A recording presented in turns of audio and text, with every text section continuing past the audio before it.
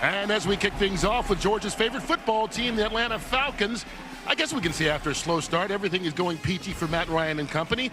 Today they collide with Cleveland, looking for win number 4 in a row. Slow start is not in the vocabulary for the hardest working men and women in our country, not to mention the bravest, the U.S. Armed Forces. And that includes Staff Sergeant Mike Kendrick from the 4th Ranger Training Battalion stationed right here in Fort Benning. And as Drew Brees gets ready to take on the Bengals, he and his family know all about service and sacrifice. Drew's grandfather, Ray Akins, was one of 3 men out of a Marine battalion of 153 to survive the Battle of Okinawa. Keeping our country safe right now are selfless heroes like Captain John Pay, a company commander for the 29th Infantry Regiment from the great state of Texas, and I hear a big Dallas Cowboys fan. There you go. He's part of 120,000 active duty military members, families, vets, and reserve soldiers stationed here in Fort Benning, also known around these parts as the home of infantry and the armor. We're extremely proud to celebrate Veterans Day by honoring in person the very people who are willing to sacrifice each and every day for America. And folks, visiting military installations is a Fox Sports tradition going back 2 decades. We've been on the USS Harry S. Truman aircraft carrier in the Mediterranean, Bagram Airfield in Afghanistan, and paid tribute to the fallen heroes of Pearl Harbor. Last year, we spent some time with our talented sailors at Naval Station Norfolk, so we figured, if we visited the Navy last season, why don't we hang out with the Army this time around? Week 10 in the NFL gets cranking with the one and only Built Ford Tough. Fox NFL Sunday pregame show brought to you by the Ford F-Series, the official truck of the NFL. Come on out here and stay a while, folks. I'm Curt Menefee. Thanks for joining us. And thanks to award-winning actor Gary Sinise for helping us out with today's Open. You can see the soldiers here at Fort Benning are ready, and so are we, as we welcome Terry, Howie, Michael, and Jimmy. Hey. Guys, it's always great when we're at the military installation. Did you see us? The 2 oldest guys up here had the energy to get up and talk to these fabulous soldiers. Well, they will bring you energy. But see, did you see the 2 old guys miss the high five? Great job, old man. Michael, your dad was here, wasn't he? My dad did some training here at Fort Benning. My dad's the 82nd Airborne Division paratrooper. Army proud. I'm an Army brat. You know I love this Army. It's bringing me back to my... Is that hoorah or hoorah? That's the other side. That's right. This is home. We will talk military as we go on throughout the show, and a whole lot of football over the next hour as well. But first, a little history. Exactly 100 years ago today, on the 11th day of the 11th month in 1918, World War I ended. Much of Europe is commemorating the centennial anniversary of what became known as Armistice Day, and we in the United States eventually turned into Veterans Day. Well, it's not a coincidence this is also the 100-year anniversary of where we are, Fort Benning, Georgia, which was built to train our soldiers for World War I and beyond.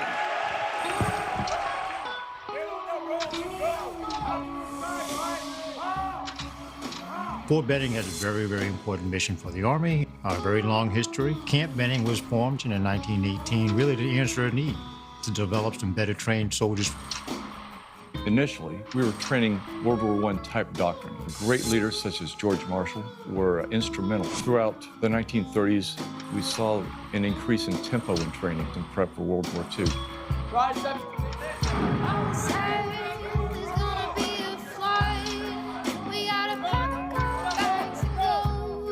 In 1925, Doughboy Stadium was built.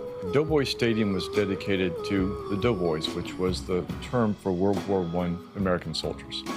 Throughout the 20s, the 30s, and the 40s, the Doughboy football team would play the college teams.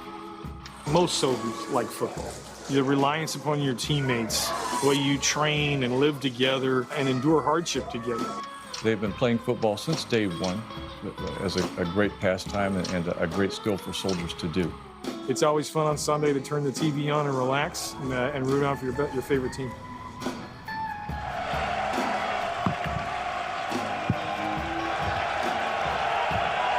America's favorite team, rooting right now. Generals Eisenhower, Patton, Colin Powell, and the Army Chief of Staff during World War II, George Marshall, all passed right here through Fort Benning, which has been a breeding ground for military greatness for 100 years and still going. Guys, we want to talk a little bit of football right now. And for all you Dallas Cowboy fans out there, and you know who you are. Well, if you're a Cowboy fan, you may want to turn away for a little bit because it's time to check out some of the lowlights of what has been a 3-5 start to this season. Maher's kick, and he missed it off to the right. I'm concerned about Dallas.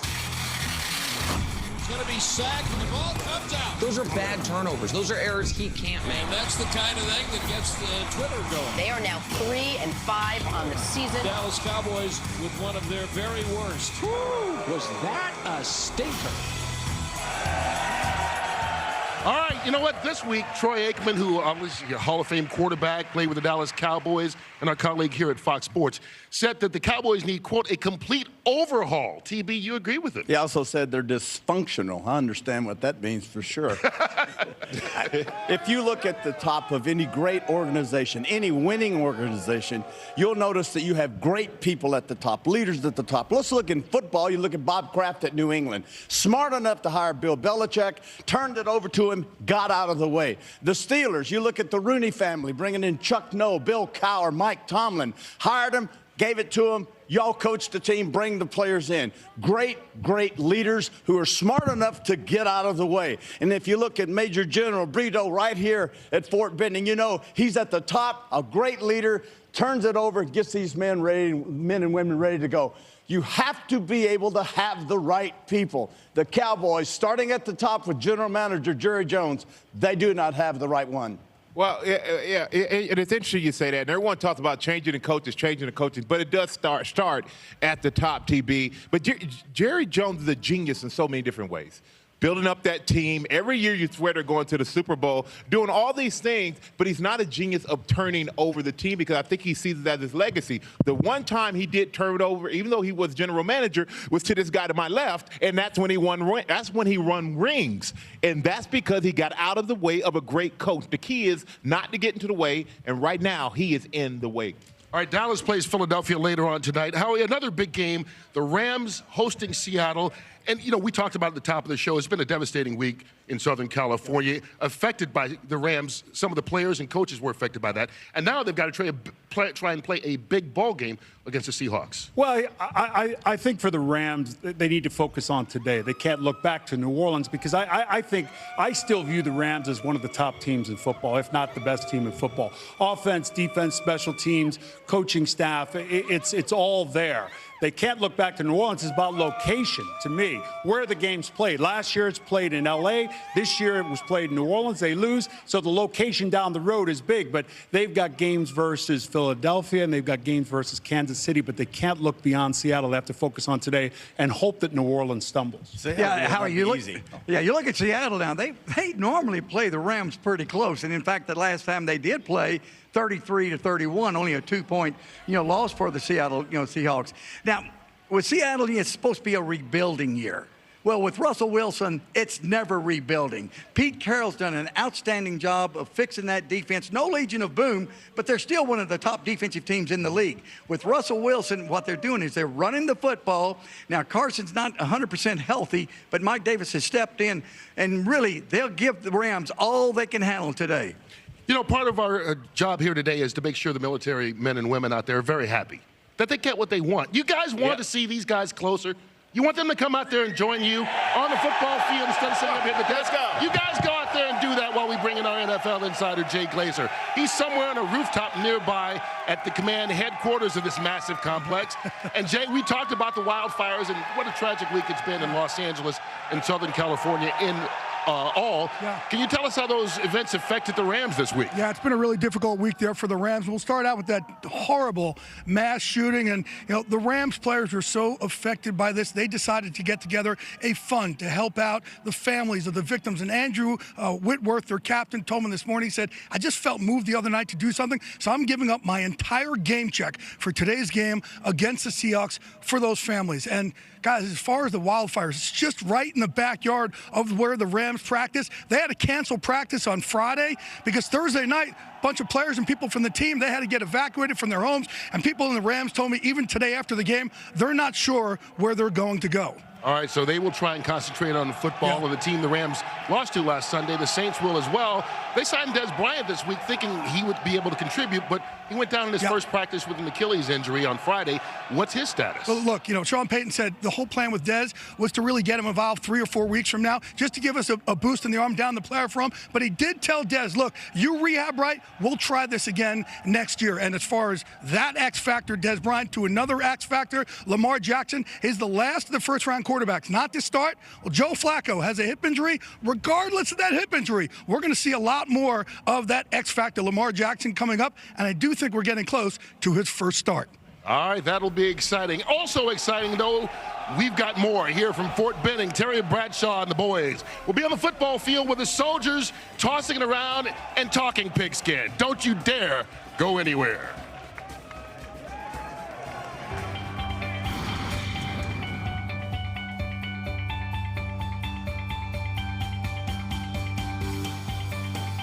I love the Atlanta Falcons. Go to NFL.com/Ford to learn more and register for a chance to win a trip to Super Bowl 53 and a new Ford F-150 with a custom NFL design.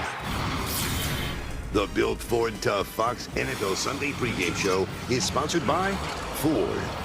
Built Ford proud. All right, these are the days, the high-flying offense in the NFL, Jimmy Johnson. We see a lot of pick plays going on these days. What is legal and what's not when it comes to a pick play? Curt, I've seen more pick plays by all the teams throughout the league. Most of the time it happens on a short yardage or goal line situation when they're playing man-to-man coverage. And what the offense tries to do, they try to screen out the defender to open up the receiver. On our first example here, we're going to try to free up Sergeant Blanco here, is helping us out. You're going to be a slot receiver, and Howie Long's going to try to play man-to-man coverage on Sergeant Blanco. Now, let's go ahead and go to the demonstration and show an illegal pick that should be called by the official. Blue 28, set, ready, hut. Right there, opens, If we had a quarterback, oh my God. let's go, the blonde bomber. Now, you overthrew her. I thought she was taller, Jimmy. Okay. That's not on you. Sergeant Blanco, you did a nice job. Now we're going to try to free up our running back, a different situation on the pick play. Now our running back's going to try to go outside. Blonde bomber? Yes, sir. Let's try to be a little bit more accurate. Do I hit him over here or do I let him clear? I want to throw him on a wheel route. Wheel route. Okay, here we go. The linebacker's going to play man-to-man coverage on our running back, but we're going to screen him off. Go ahead. Red 19, set, ready, hut. Oh, God. There we go. That's what I say. We finally got it. Good job, man. Touchdown. Touchdown for the Pittsburgh Steelers. There we go, and he got his feet down. Folks, if the band is playing, that means it's time to take a break. But when we come back, more from Fort Benning, Georgia, including highlights of these guys trying to play flag football yesterday with the youngsters. You don't want to miss that as our Veterans Day special continues.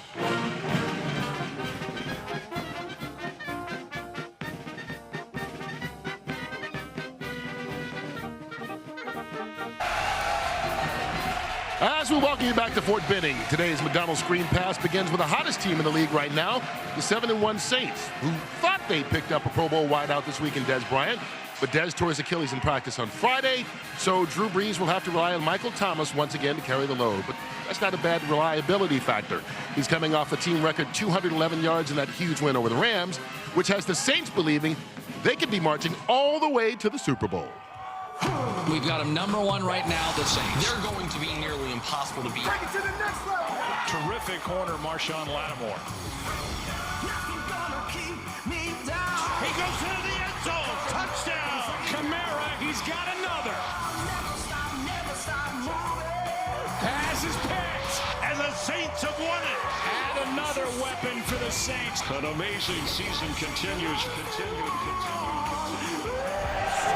And I mean, it's a shame that Des Bryant was injured in practice. I think we all were looking forward to see what he's going to add to the Saints offense. But I do know one thing. In the red zone, he would have been extremely valuable to that team He competes for the ball. He's a very physical player. When the ball's up for grabs, I don't know if there's many guys who go up and attack it as well as Des Bryant did, especially when he had Drew Brees throwing him the ball. The ball always would have been right where he needed it, but now it's back to the drawing board for the Saints because Mike Thomas is having an incredible year, but they do need someone to help and take some pressure off of him, and it seems like Brandon Marshall may be that next guy they bring in to replace Des Bryant. Yeah, I think for both the Rams and the Saints, it's like an arms race. I mean, you know, can we add that one piece that can put us over the top? The Saints right now are in the driver's seat, you know, with the tiebreaker for home field advantage.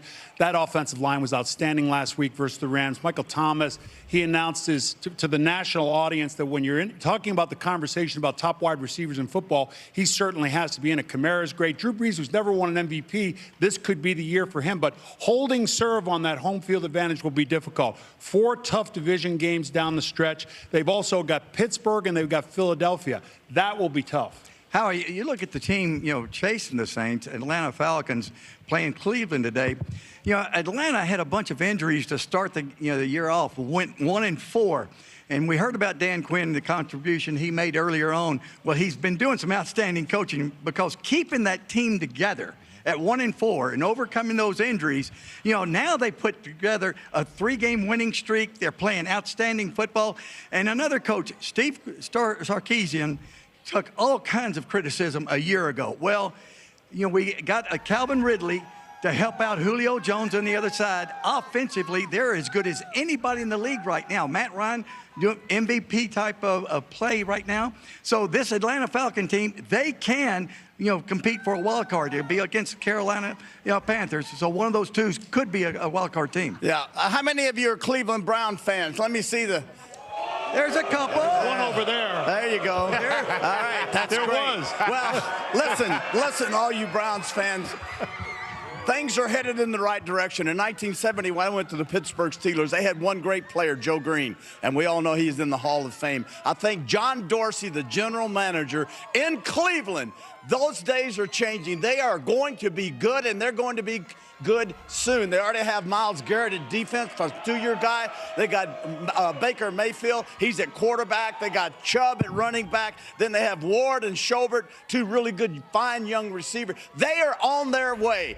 Just think about it. Steelers of the 70s, the Browns could be what? The Browns what? When they win? Of the 20s? Or 30s. Or the 30s. There you go. They'll get there eventually. It's been 2 tough decades for Browns fans. All right, we have seen the soldiers behind us. They have been enthusiastic throughout. But what you can't see, we're going to try and get a shot. Their families are on the other side. They've got their jerseys on. They've got the kids out. They have been as loud and as enthusiastic, we'll just use that word, as the soldiers behind us have been. So we want to make sure we give them some love as well. As we continue talking football from Fort Benning, up next, we'll hear from Mitchell Trubisky.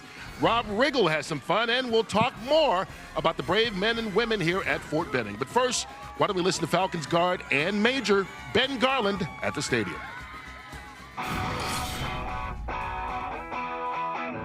This is Ben Garland, number 63 with the Atlanta Falcons, and captain in the Colorado Air National Guard. I just got to the stadium with the Cleveland Browns, and I want to take a moment to say thanks to those men and women at 148th at Buckley Air Force Base that I get the pleasure to serve with. On top of that, thank you to all men and women that are serving in our armed forces and to their families who make those small sacrifices, keep our country free. Love you guys.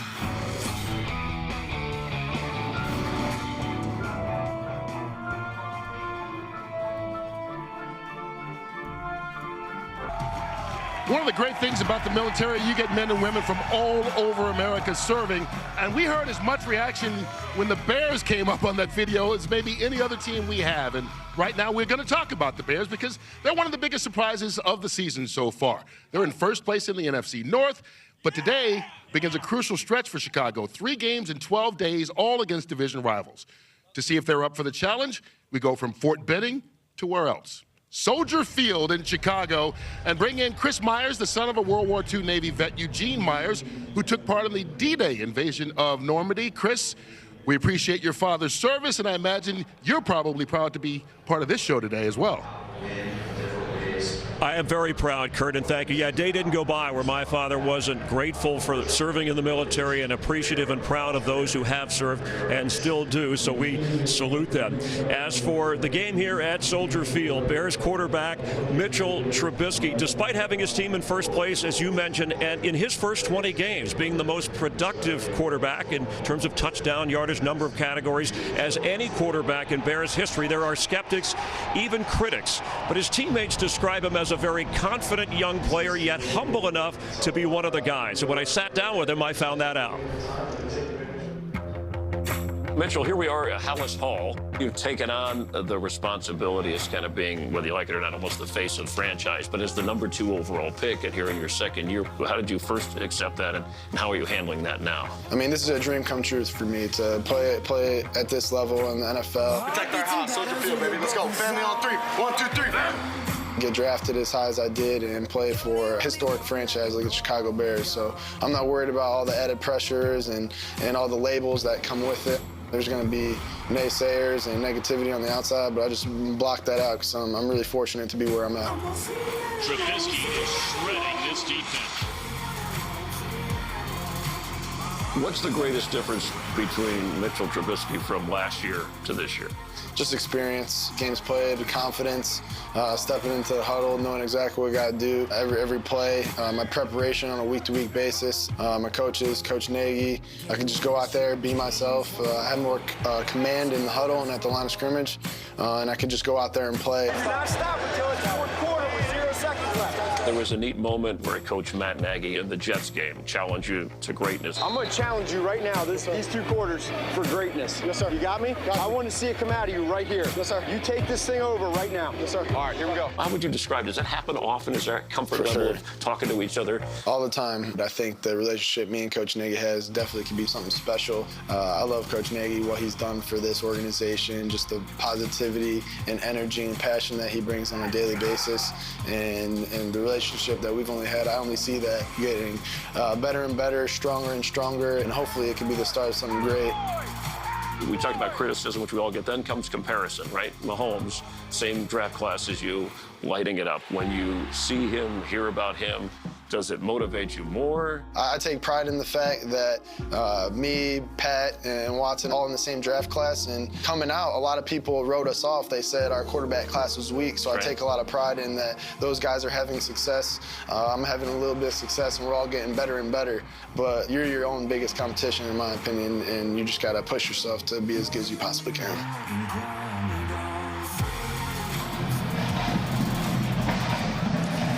Bears coach Matt Nagy was watching Drew Brees of the Saints set that yardage record earlier in the year when they won the game and got a hug from his coach. He called Trubisky into his office, pointed that out to him and said, you know, let's think big. That could be us down the road. And as we go back to you guys, Jimmy Johnson, that's the kind of coach-quarterback relationship they want to have in Chicago, and hopefully for their sake, that kind of success. Chris, nice job with that piece. You know, 2 things that I pick up is the comparisons with other quarterbacks and the draft picks, and also the experience. And Howie, you know the Chicago team pretty well. I don't think the criticism would be there if it wasn't for Patrick Mahomes having an MVP type year. If you take him out of the mixture, Trubisky's played well. He's gotten better and better. The other thing is experience. He only started 8 games in college, and so he is a young quarterback. He's getting better. He's able to pick up some first downs, running the football over 300 yards rushing, and I think he's going to be fine. Now, the big thing for him, we've got to find out with this long stretch of tough games coming up, can he bring a team from behind? We'll find out. Well, the thing is, who said they're going to be behind? Because the Bears have a great defense. I like great defense. I like you thinking. Yeah. I mean, they lead the league with 81 points off turnovers. Now, this week is the return of the Mac. Khalil Mack is back, baby. The return of the Mac. Detroit gave up 10 sacks last week. Oh, my God. He's back, healthy. Oh, it's going to be ugly if you're Matthew Stafford. You want me to really sing? No. Give me okay, something. I will. Give me Return of the Mac. Oh, yeah. Oh, my, yeah. Yeah, and as you mentioned, Matthew Stafford, the protection was bad last week. 10 sacks, multiple hits and knockdowns. The running game, which produced 258 yards a few weeks ago, has stalled the last 2 weeks. They've got to get Kerryon Johnson going. Their left tackle's out. Their right tackle's out. As you mentioned, this Vic Fangio defense is really dominant, and particularly at home. And now they get Khalil Mack back. That's going to be a challenge for When Detroit. are we going to get the right guard back for Chicago? Got any insight there? He's game to game. Game to game, okay. Kind of like you. Yeah, well, week for to sure. week. Hey, week to week's good. Hey, one for other me. game going on today on Fox is the Chargers trying to win their sixth straight, taking on the Raiders. You've met Phillip Rivers, right? Yes, I have. Nice You know guy. what? I have not. He's my favorite quarterback, and I've yet to meet him. As soon as the Chargers in their last 15 games in the NFL, you know what their record is? 12-3. There you go. They are a football team, guys, that very well could represent the AFC. You believe that? I do, if you tell me. They'll be a wild card. Oh, no. If you tell me. I'll tell you what, they're pretty good. And as soon as they get Bosa back and at defensive That's end, a a big great key. rusher, and as soon as they get their tight end, I love their tight end, Buck Henry. He comes back, Chargers for sure. And then I'm going down there when the traffic's out, and I'm going to go see him. You know traffic's never out in L.A., right? 3 a.m. it is. Okay, there you go. I'm sure he'll meet you then. He's got 8 kids at home. He's ready to get out of the house anytime he can. You talked about Mahomes. Chicago looks a lot like Kansas City from a style standpoint. they do. In your opinion. Well, they do. They're hoping in the future they do. Let's get it back to Jay Glazer right now. I hear he's in a helicopter, ready to tell us who is in and out. Brought to you by Geico. Jay. All right, thanks, Curt. Hey, buddy, I know this is all relative. I'm sitting over here on a Blackhawk, but Curt, check this out. Ready? Hey, it's all relative, but that was a bigger jump for me than what Gonzalez and Carissa did yesterday. All right, let's go to our ins and outs now. Hey, Randall Cobb of the Green Bay Packers, he's been banged up the last couple of weeks here. Right now, the plan is to sit him later today. Sammy Watkins, similar thing. He has a foot injury. They want to be cautious with him. Looks like that he'll be held out today as well. Rob Gronkowski made the trip to Tennessee, but he is out today. However, they do get back their running back, Sonny Michel, and Bruce Irvin. We talked about Dan Quinn a lot and his generosity on this show. Well, he gets Bruce Irvin. They signed him after the Raiders cut him, and he said, I'm going to play him at least 20 plays on pass rushing downs. Hope to get a boost from him. And finally, guys, Le'Veon Bell. Wouldn't be a week if we didn't talk about Le'Veon Bell. He has until Tuesday to sign that tender, or he cannot play it all this year. The Steelers do not think he's going to sign it. They don't think he'll play it down at all this season. I don't know if they're cheering the Steelers or the fact Le'Veon won't be back. The way James Conner's playing, they don't need him right now. They're not. All right. They're not going to miss him. It's time for our pick segment, and we started off like we do each and every week with Rob Riggle, who is a veteran of the Marine Corps. So all of us want to make sure we give a shout out to Rob, who is now using some of his many talents to help the Cleveland Browns find their permanent new head. And still with no nipples, Puppet Terry. What's going on there? All right, Tony Gonzalez is not here. His picks, though, he's taking Chicago in a lock and the Titans in an upset. Who you got, TB? I got Jacksonville over Indy. That's my upset. And I've got Atlanta today. They're my lock. I've got two teams on the road. What do you got? You got who? Atlanta Jacksonville. Okay, yeah, I like the Jacksonville. Okay, Jacksonville on the road and an upset. Atlanta? And no. I'm going another road team, another upset. The New York Football Giants. Yeah, that's what I'm talking about, James. I'm going to go Atlanta in a lock. Their defense is getting healthy. That offense is on fire right now. I'm going to go Jacksonville in an upset. And I know Terry saw my picks and cheated. That's so I know wrong. you did. Hey, maybe you cheated off of Terry's paper for once. Why would you do Hey, that? who's been winning Thursday night? Who's been winning Thursday night? Me. You very much. But anyway, here are my picks. I am going to go the Atlanta Falcons in a lock. And then Jimmy, I know you're a great guy, man, because you and I, we think alike. The New York Football Giants in the upset. Yes, over the All right, we'll find out how their picks come out today and Monday night. Guys, go out there, shake some hands, give some love to the soldiers who are here as we come back and have a very special rendition of the national anthem as we continue to say thank you to all the brave men and women who are serving here in the armed forces, not only here at Fort Benning, Georgia, but in armed forces all around the world.